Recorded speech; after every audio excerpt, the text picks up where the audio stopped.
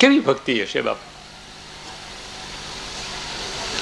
જે વ્યક્તિ પ્રભુના મંદિરની બુહારી કરે, એ કથાના એક એક શ્લોકો દ્વારા, રામચરિત માનસની એક એક ચોપ દ્વારા, એક એક દોહા દ્વારા મારા રઘુનાથ, મારા શ્યામ સુંદર વક્તાના હૃદયમાં પ્રવેશ કરીને ના હૃદયની બુહારી કરે છે.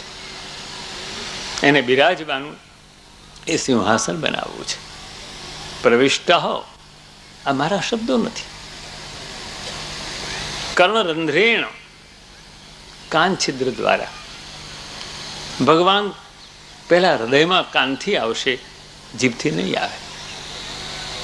જો અનુસંધાન હશે ભાગવતના બીજા સ્કંદના 3 અધ્યાયના મહારાજ શૌનકના શ્લોક ઉપર, ભાવ ઉપર, અને માનસના અયોધ્યા કાંડમાં શ્રી વાલ્મીકીજીના મંતવ્ય ઉપર અનુસંધાન હશે, જેને કે શ્રવણ સમુદ્ર સમાના, કથા તુમારી સુભગ સરી. નાનાથી શરૂઆત કરી, કથાના વક્તાથી શરૂઆત ન કરી.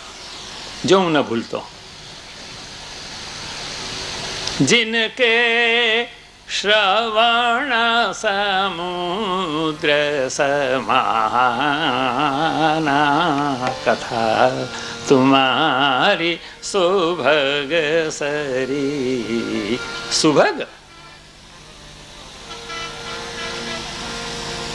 બાપુ હમણાં મુંબઈમાં મારા ઠાકોરજીને ગોપી ગીતથી રાજી કરીને આવ્યા. બહુ સુંદર ગાઈને આવ્યા. સુભગ, ભગ એટલે ઈશ્વરીય. કથા ષડૈશ્વર્ય સંપન્ના. ઐશ્વર્ય કથામાં છે, વીર્ય કથામાં છે, યશ કથામાં છે, શ્રી કથામાં છે, જ્ઞાન કથામાં છે, વૈરાગ્ય કથામાં છે, અને આ 6 ઐશ્વર્યવાળા ભગવાન શ્યામ અને રામ પણ કથામાં છે. जिनके श्रवण समुद्र समाना, कथा तुम्हारी सुभग सरी. ભગ નહીં, સુભગ. ધર્મી સાથે 6 ધર્મો વાળી જે કથા જ્યારે હૃદયમાં પ્રવેશ કરે, અને તે ક્યારે કરે, ક્યારે જીભ બોલવા માટે પ્રભુના ગુણો માટેની યોગ્ય બને. હું દર માસની એકાદશી નિર્જલા જલથી પવિત્ર કરું છું. કાયા તપસ્વી નહીં જોઈએ, વક્તા તપસ્વી જોઈએ. તનથી તપસ્વી, તનથી સદાચારી,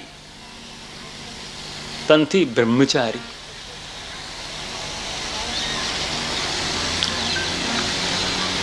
તનથી વિશુદ્ધશીલ,